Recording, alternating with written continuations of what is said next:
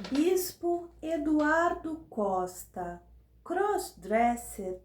Esse é o tema do nosso vídeo de hoje, meninas.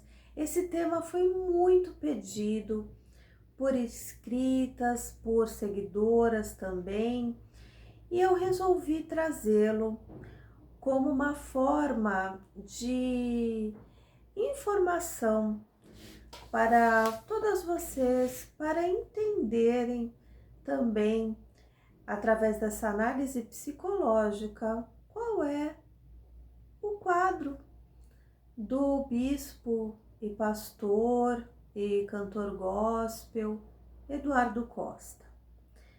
Aqui não é um espaço para julgar as pessoas, criticá-las ou um lugar para fazer piadas a respeito de alguém.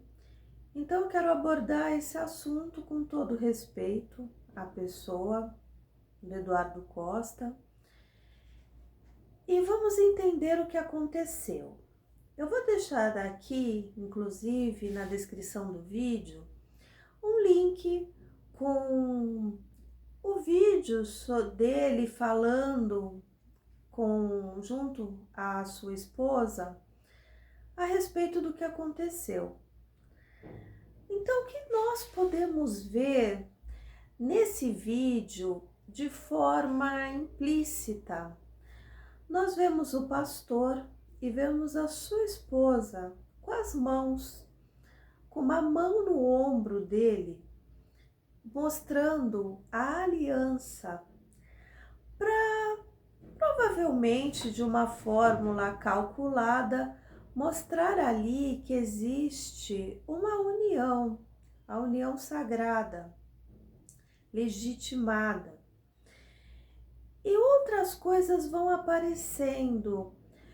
Ele não demonstra estar muito preocupado com a situação. A esposa demonstra estar bem triste. Não dá para sabermos, mas é possível que ela possa ter descobrido esse lado dele de se montar através dessa notícia, mas não podemos afirmar. Então, o que a gente pode fazer aqui, inclusive com base em todo o meu conhecimento, minha experiência no tratamento de meninas crossdressers, no atendimento, sugerir, mas não posso afirmar porque ele não é meu paciente. Mas vamos entender. Nesse vídeo, ele relata que foi ameaçado para divulgarem esse vídeo, que ele estaria de shorts, ele não disse calcinha. Isso também é um ponto relevante, porque os shorts seria mais aceitável socialmente, a gente imaginar um bispo, um pastor de shorts, não de calcinha. Então ele contou que foi fazer uma investigação pessoal e ele foi com essa roupa de peruca, loira, de calcinha, que estava inadequado, que a esposa sabia que ele ia fazer essa investigação pessoal, mas não sabia da vestimenta, e filmaram e fizeram uma chantagem que se ele não contasse, enfim, que iriam contar, expor e pediram dinheiro. Se ele não desse o dinheiro, a chantagem era essa, se ele não desse o dinheiro, ele teria essa situação exposta. E ele falou ali que, conversando com a esposa, chegaram a conclusão que seria melhor eles mesmos exporem a situação.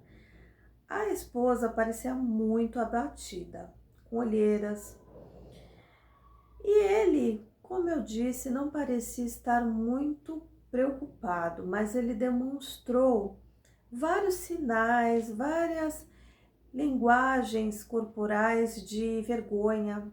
Ele falava, ele fazia esse gesto.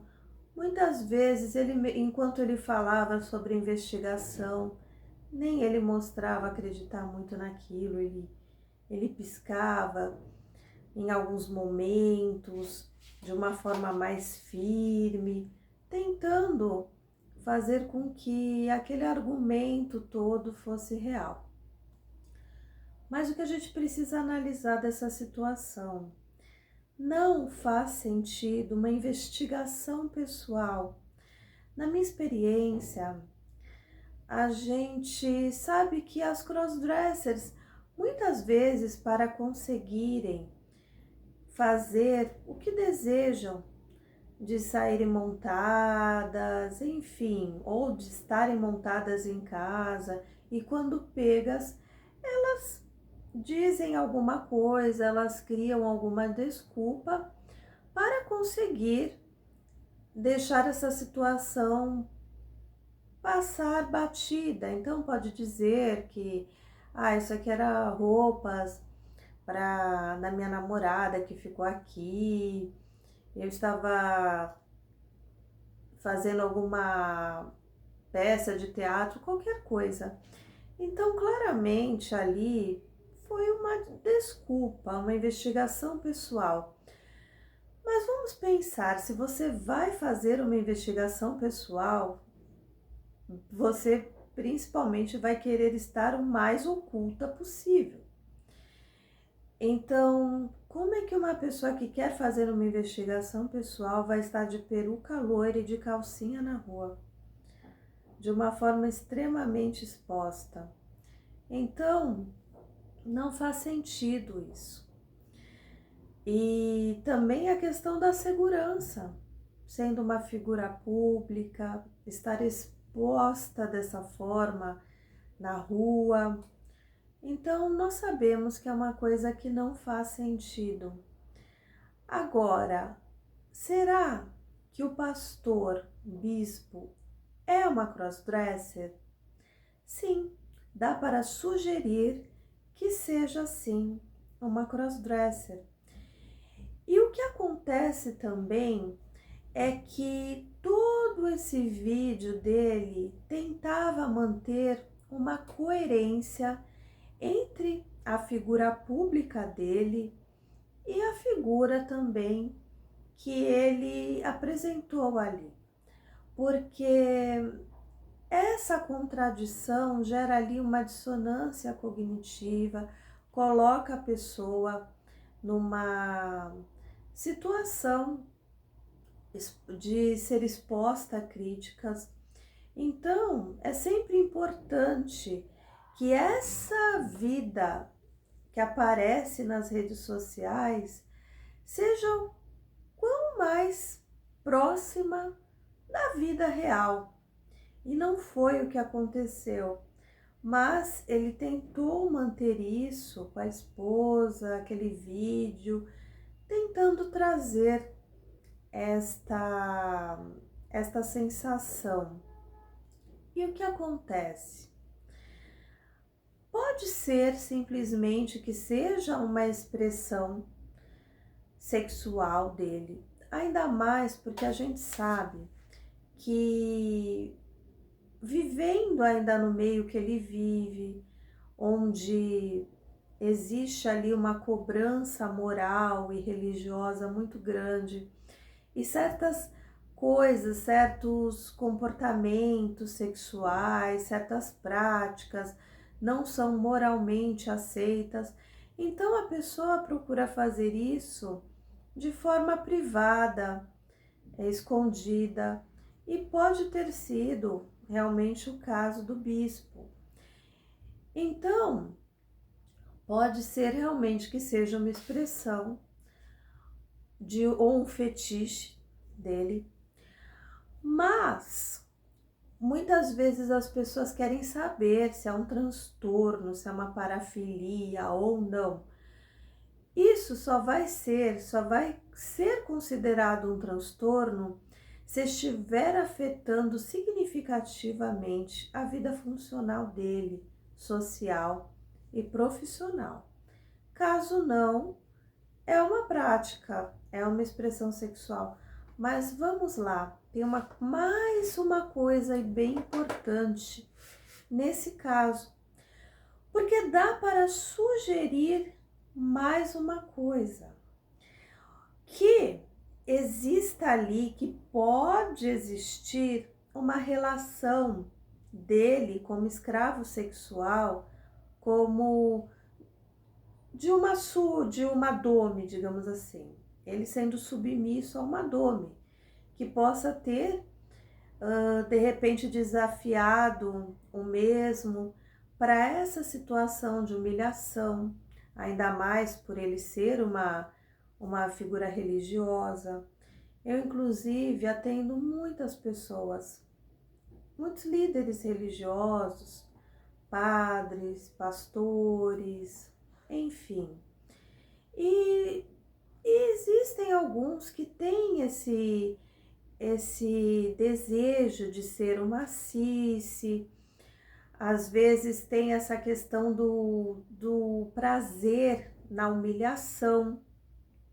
Então, muitas vezes essas domes fazem esses desafios e essas chantagens. Então, pode ser que já seja uma coisa constante aí na vida dele. Não dá para dizer também se essa certa humilhação trouxe algum tipo de prazer a ele ou não, mas nós sabemos que ele precisava dar essa satisfação, até porque ele precisa preservar aí uma imagem pública. Então, a gente pode sugerir isto também. Porque o que acontece? Existe sim a questão moral, mas o inconsciente, ele não reconhece isso. Então, os desejos, eles ficam ali dentro. E quanto mais existe essa repressão, até por conta dos valores éticos, morais, principalmente no caso de um líder religioso, quando isso acaba extravasando, extravasa de uma forma que pode ser muito inadequada. E essas pessoas são sujeitas à depressão, à ansiedade, a comportamentos compulsivos. Nisso entra também a urge e a purge. Então a pessoa, ela pode se montar, depois se sentir culpada, jogar tudo fora. Ainda mais no caso dele, a gente pode sugerir isso. Então, fica aquele movimento de culpa, de ansiedade, que realmente adoece a pessoa. E uma hora ou outra a pessoa vai precisar viver isso de uma forma escondida. E inclusive tem relatos de que ele apareceu novamente dessa forma nas ruas. É um pastor de Goiânia. Então, o que a gente vê dessa situação? A gente vê que esse bispo, pastor, está vivendo um conflito interno entre aquilo que ele deseja e aquilo que esperam dele socialmente. É importante realmente fazer psicoterapia para lidar com essa situação. Às vezes também, se for um transtorno realmente que esteja prejudicando a vida da pessoa, precisa também de um acompanhamento médico com psiquiatra. Eu estou aqui à disposição de vocês, caso vocês tenham se identificado de alguma forma com a situação do bispo, pastor, cantor gospel, Eduardo Campos, e que você também tenha gostado desse vídeo, que ele tenha sido esclarecedor. Então, compartilhe com as outras meninas, curta esse vídeo, deixe seu comentário e também agende a sua sessão online pelo direct. Eu faço psicoterapia com valor social para as crossdressers e vai ser um prazer enorme lhe atender. Um beijo e nos vemos lá!